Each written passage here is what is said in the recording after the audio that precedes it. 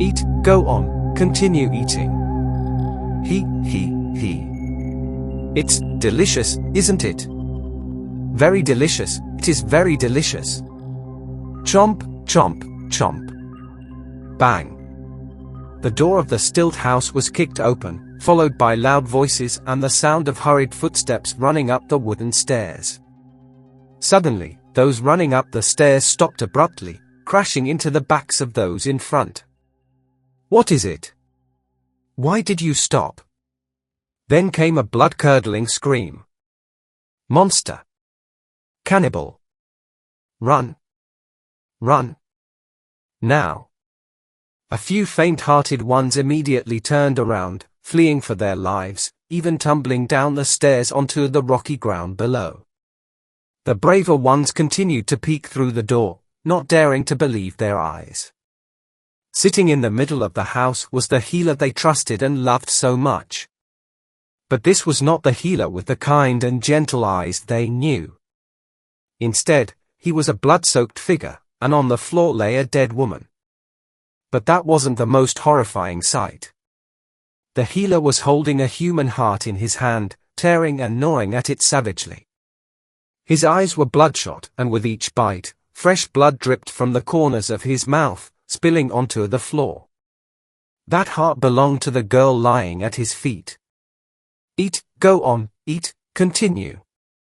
He. It's delicious, isn't it? Chomp, chomp, chomp. Yes, that's right, it's very delicious. Boom. A thunderclap resounded, making the entire house seem to shake. Opening his eyes wide, all around was pitch black. Outside, it seemed like a heavy storm was approaching, with occasional flashes of lightning flickering through the gaps in the old, rickety window. All that had just happened was merely a dream. No, it wasn't just a dream because it was events that had occurred in the past. A harsh, painful past that seemed only death could lift the burden off this man's shoulders. A real nightmare, lingering for 30 long years. He gently opened the door, having heard some noise outside. Under the dim oil lamp light, the innkeeper hurriedly apologized. "Oh no, Mr. Long, did I make too much noise and disturb your sleep?" Mr. Long replied. "It wasn't you, it was the thunder just now, it was too loud." The innkeeper said. "Yes, you're right, Mr. Long. Thunder in the middle of the night, a sudden heavy storm, I wonder if something bad will happen. Earlier, I checked the water gutter, afraid it was clogged with debris. With this heavy rain, if the water doesn't drain, it will flood inside. Oh, by the way, the window in your room is a bit old. Since you're still awake, let me wedge it shut for safety. It would be quite inconvenient if the wind blew it open while you're sleeping." Mr. Long replied. "I'm grateful for your help." Stepping inside, the innkeeper lit another oil lamp in the room and started wedging the window shut while chatting. "So, Mr. Long, you'll be staying here just tonight, right? It's been 3 years since you last came here, hasn't it?" Mr. Long nodded slightly. "You remember quite well, don't you? 3 years ago, the Nguyen family's ancestral tomb showed signs of a dragon vein, with red threads appearing. At that time, the Nguyen family invited me to perform a ritual for their recently deceased father. They intended to bury him in the ancestral tomb. But when I went to check, I found it unsuitable. The tomb lay on the village's dragon vein. If they dug the grave there carelessly, it wouldn't just ruin the Nguyen family but also bring consequences to the whole village. So, I advised them not to bury him there and to wait 3 years before renovating the tomb. Now, the work is done. Tomorrow at noon, I have some business at Tian Pagoda and will leave afterward."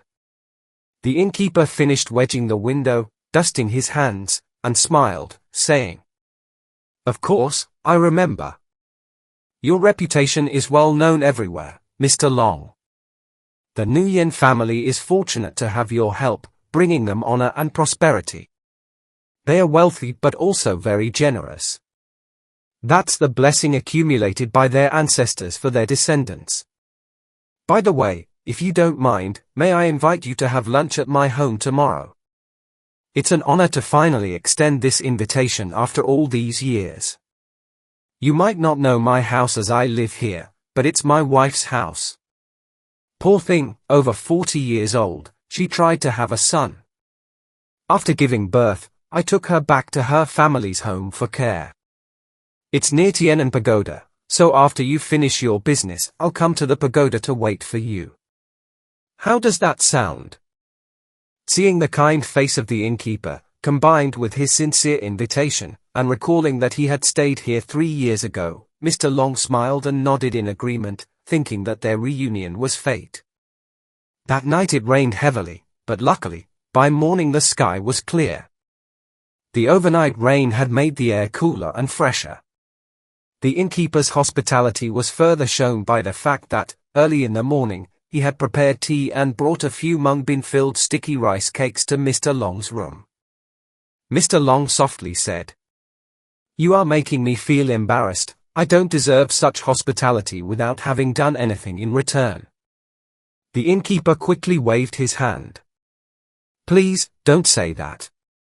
These are just some light refreshments, it's simply my small gesture of respect towards you. After you finish, you should prepare to visit the temple early. May I ask what time you'll be done with your affairs?" Mr. Long replied, "I won't be long there. First, I will visit the abbot, and then I have a few small matters to attend to. I should be done around 10 a.m. The innkeeper nodded and said, "Then I will wait for you at the beginning of the road to the temple. Please, enjoy your hot tea and cakes." After finishing his breakfast, Mr. Long packed his belongings and walked to Tian'an Temple. During those times when people could barely make ends meet, maintaining and taking care of temples and shrines was out of the question. Many temples and shrines were destroyed by the French colonizers during the prolonged wars. Tian'an Temple was no exception. Although it had been partially restored with the help of the local people after the war, it was still only partially repaired. The temple's scenery was beautiful and peaceful, but the courtyards, walls, and even the main hall were patched up and dilapidated. However, this was not the reason why Mr. Long frequented the temple. Despite its dilapidation, Tian'an Temple was where Abbot Thich Van Dyck sheltered abandoned children, those who had lost their parents or were orphaned for various reasons. Entering the temple, Mr. Long saw the abbot sweeping fallen leaves from the previous night's rain. Bowing slightly, Mr. Long said, "Greetings, Master, it's been a long time. Are you well?" Hearing the voice, the abbot stopped sweeping and looked at Mr. Long, smiling kindly. He put his hands together and bowed in return. "Ah, benefactor, it has been 3 years since you last visited. Please come inside, I will prepare tea for you." Mr. Long respectfully followed the abbot under the temple's porch. The children, seeing a stranger at the temple, peeked from behind the pillars. The abbot poured tea into 2 old but very clean cups, glanced at the children, and smiled. "It has been 3 years, the children have grown a lot since then. When you first came, they were still very young. Please forgive them if they don't recognize their benefactor." "Amitabha," Mr. Long said. "Please, Master, don't say that. Everything is because of fate.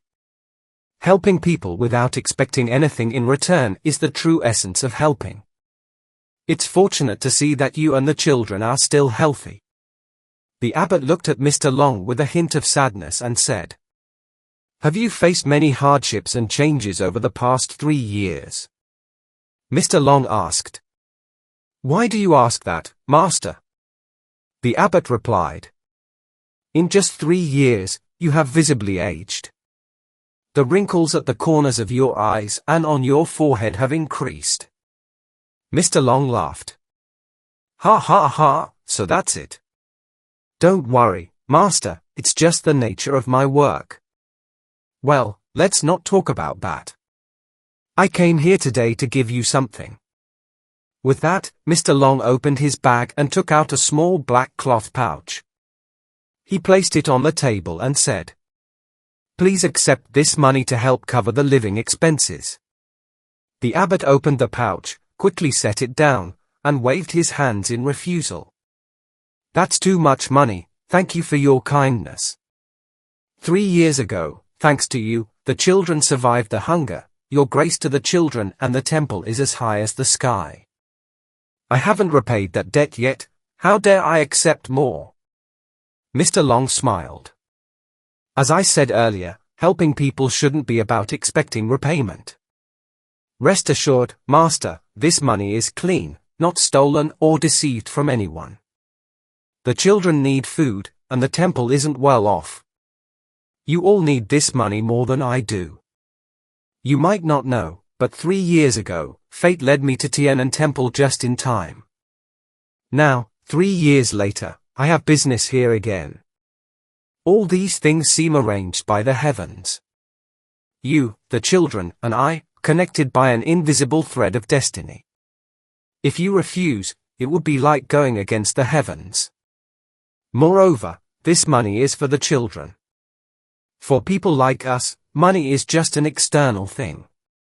Please consider what I've said and accept it." Inside the temple, the children were no longer shy. One by one, they stepped out and looked at Mr. Long with bright, innocent eyes.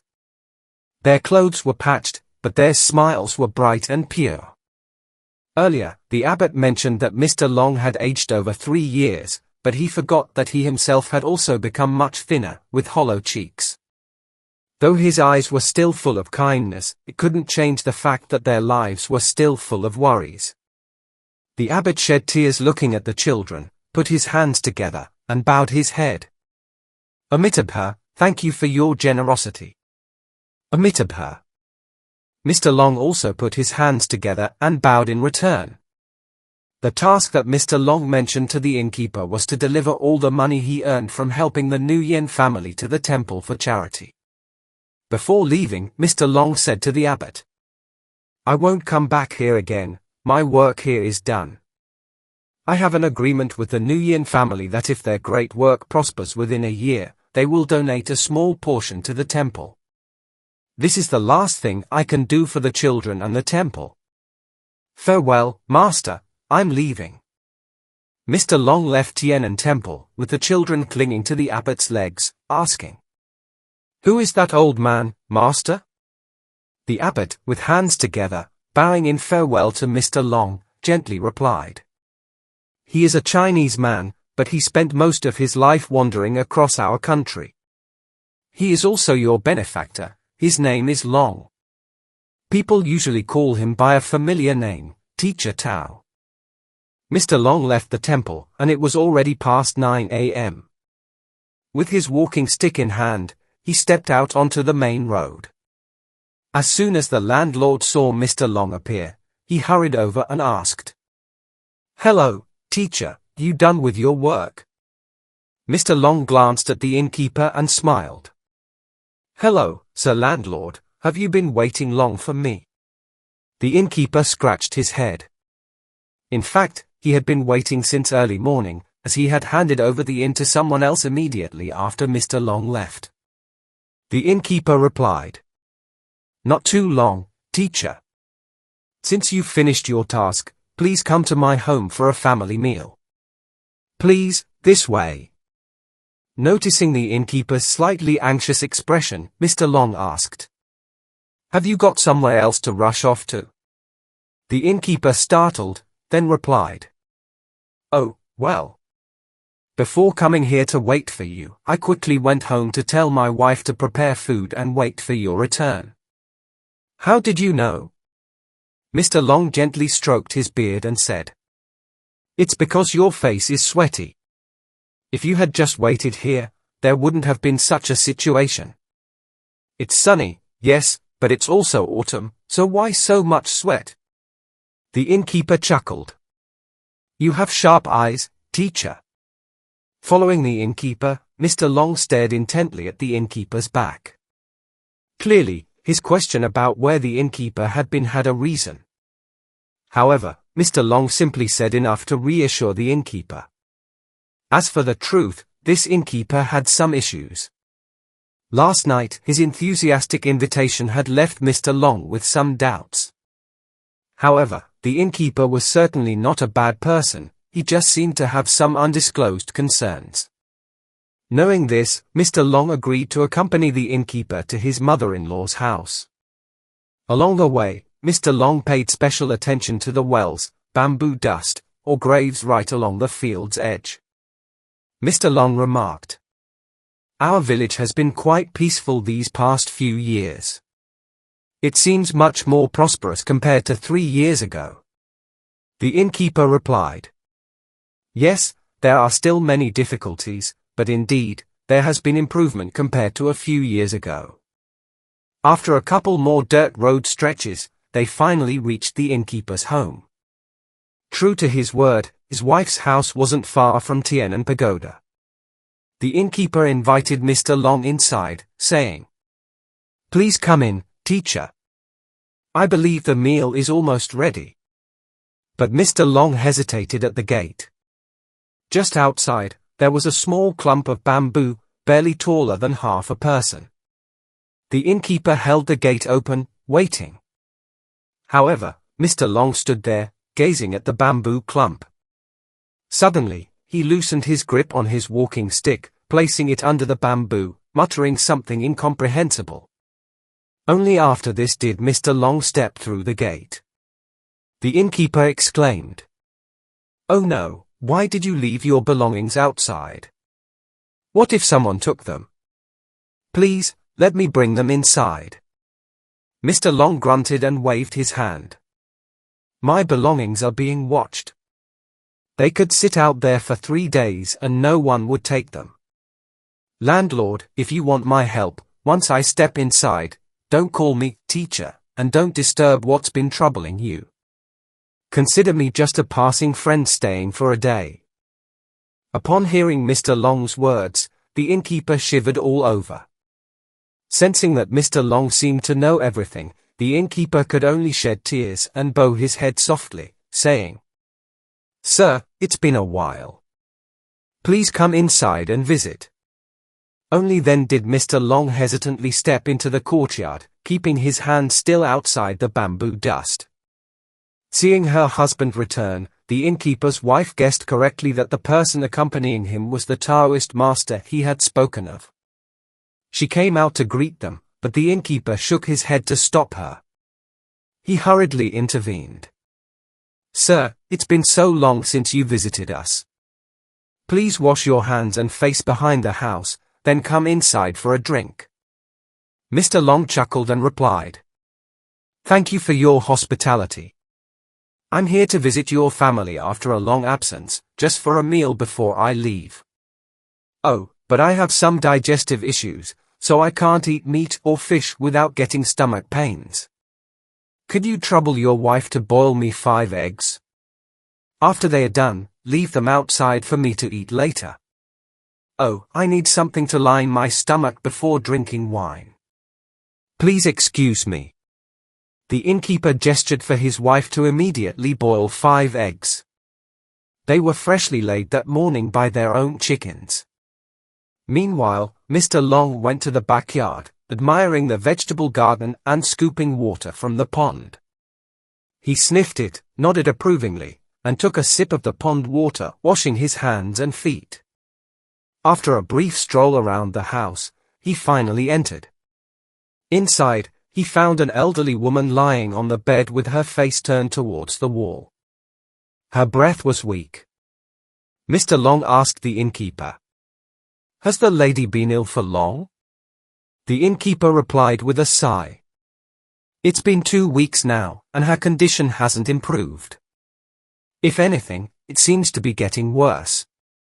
We've called a doctor to visit at home, but every time she takes medicine, she vomits it all out. Now she can only manage to eat thin rice porridge. I don't know what else to do." Mr. Long continued, "Why don't you take her to see a doctor?" The innkeeper sighed again. "I want to, but every time we try, she stubbornly refuses. She screams and insists on dying. Mr. Long shook his head and remarked, "Your house is in disorder, this can't continue like this." He glanced towards a corner of the room where there was a bed and a cradle. Inside the cradle was the innkeeper's son, a 6-month-old baby boy peacefully asleep. At that moment, the innkeeper's wife brought the boiled eggs and placed them on the table respectfully, saying, "Please have them while they are hot. They are eggs from our own chickens, freshly laid this morning. After you eat, you can sit and have some water. I've finished cooking the rice. When you and our family are ready, I'll serve it." The innkeeper reached for an egg, likely intending to offer it to Mr. Long, but he stopped him. Mr. Long poured tea into a cup and sipped. "The tea is excellent and the eggs are hot, but they are not peeled. Please leave them there, I'll eat them when they cool down." 10 minutes passed, and Mr. Long still hadn't touched any eggs. Suddenly, he stood up and said, "I forgot, before coming here, I passed by a liquor store at the end of the main road. The smell of the wine was inviting. Now I'll go buy some and enjoy it myself. Would you like to come along?" The innkeeper agreed, and only then did Mr. Long pick up 2 eggs. He said, "I'll take these 2 eggs with me for the road. Your wife can prepare the meal. We'll be back soon." Under the kitchen, the innkeeper's wife replied loudly, "Yes." Mr. Long and the innkeeper left the house, with Mr. Long walking ahead and the innkeeper following behind. Mr. Long's basket handle remained untouched where he had left it. He bent down, reached into the handle, picked something up, and swiftly slipped it into his pocket. Then he tied the handle back in its original position. They arrived at a banyan tree about 300 meters from the inn, under its shade. Mr. Long took out the 2 eggs he had taken earlier and said to the innkeeper, "These eggs were laid fresh this morning, right?" The innkeeper nodded vigorously. "Yes, they were." Mr. Long continued, "These eggs are rotten now, not just these 2, but all 3 at your house."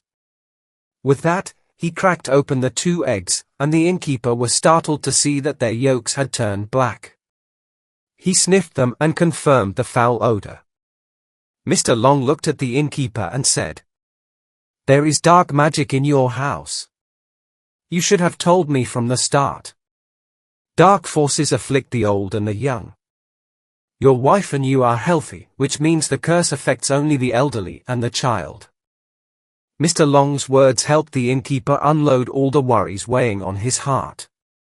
The innkeeper hurriedly clasped his hands and bowed to Mr. Long, his voice trembling as he spoke. "Master, please help my household. I dare not hide from you, I greatly respect you for the deeds you have done. But these past few days, seeing how busy you were with your affairs, leaving early and returning late, I hesitated to speak. When you finished your work, it was time for you to leave. I only knew to invite you home, hoping you could help. My family owes you a great debt." Mr. Long helped the innkeeper up and replied, "Please stand up, sir. I know you are not a bad person. 3 years ago, before moving to your inn, I witnessed the good deeds you did. Despite the difficult times, you still shared food with beggars who came to your house, and those in need who snuck in just to ask for a sip of water. But I could only guess a part of it when I recently saw you waiting for me near Tian'an Pagoda. When I asked if you had gone anywhere, you seemed hesitant. I sensed something unusual about that house. When you mentioned going home to your mother and wife, I suspected that house held an unusual atmosphere. Indeed, upon arrival, just a glance inside confirmed a heavy spiritual presence. I kept my hands outside because there were protective spells inside against evil spirits, with strong positive energy. If I had brought it in, the negative energies in the house could have immediately harmed your loved ones. But to be certain, I asked the landlady to boil some chicken eggs and leave them in the house for about half a week. When the eggs were cracked open, the yolks were dark, confirming the presence of negative energies. Based on the black color inside the red shells, this spirit has been lingering in the house for at least 6 months now. Why didn't you take your grandson away? There seems to be some hidden issue regarding this. The innkeeper replied. Sir, this issue only arose about a month ago. My mother was previously healthy, despite being 70 years old.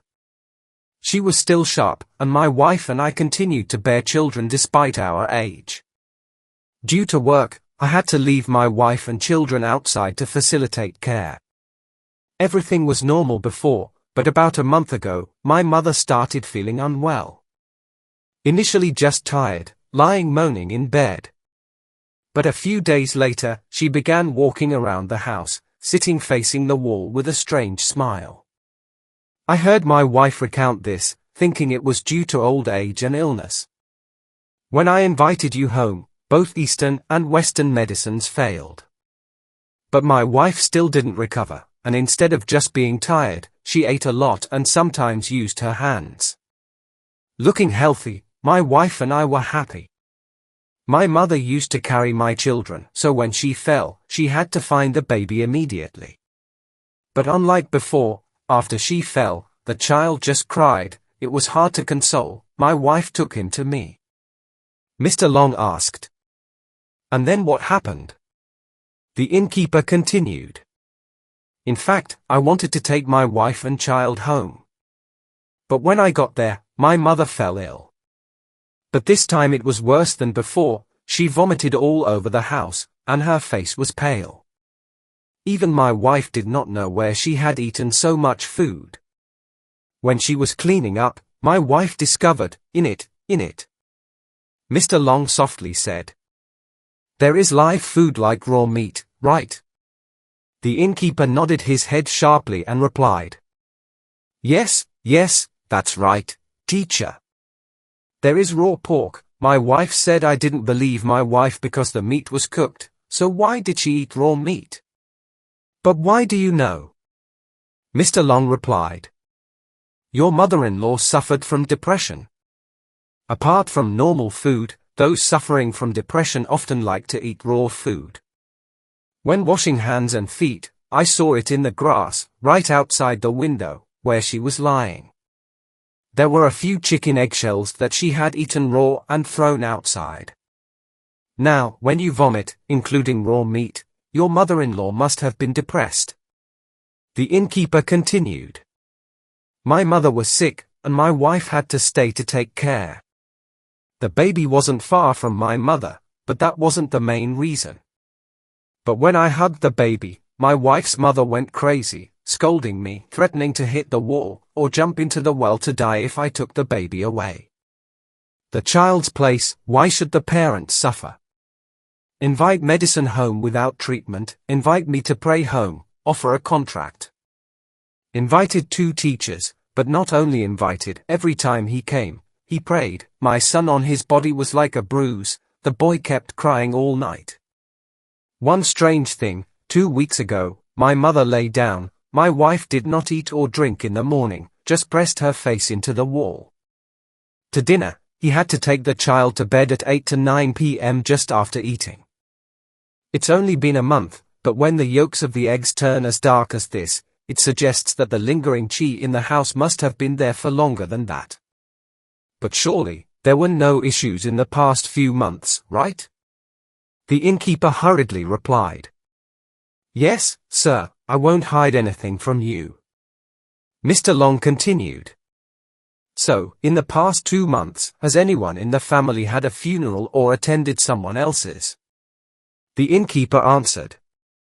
No, sir, there have been no funerals. My wife's family only consists of her and our son. Her father passed away 2 years ago and hasn't been buried yet. We recently had a new addition to the family, a baby, so both my mother-in-law and wife haven't attended any funerals in the village. Mr. Long nodded thoughtfully. In my experience, this type of evil spirit isn't difficult to eliminate. However, with children in the house, and especially an elderly grandmother, if we don't dispel the evil properly, it could not only fail to help but also cause serious harm. Like the 2 previous incidents, inviting me to perform rituals only angered the spirit further. I'm telling you in advance so you can prepare, but remain calm. The innkeeper fell silent, awaiting Mr. Long's guidance. Mr. Long said, "The spirit in your house is trying to take your child away.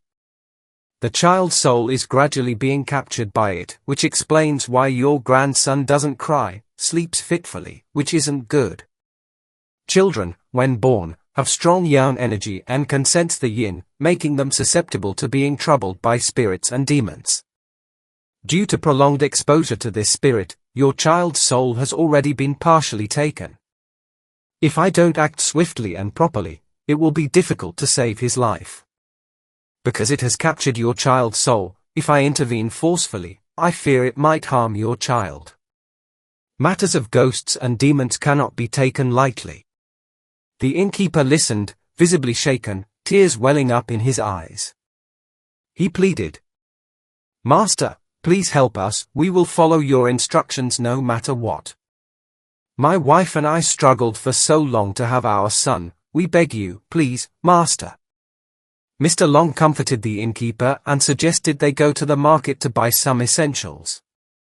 He asked about nearby silversmiths and added, "Don't ask too many questions. After we visit the silversmith, I will stay there.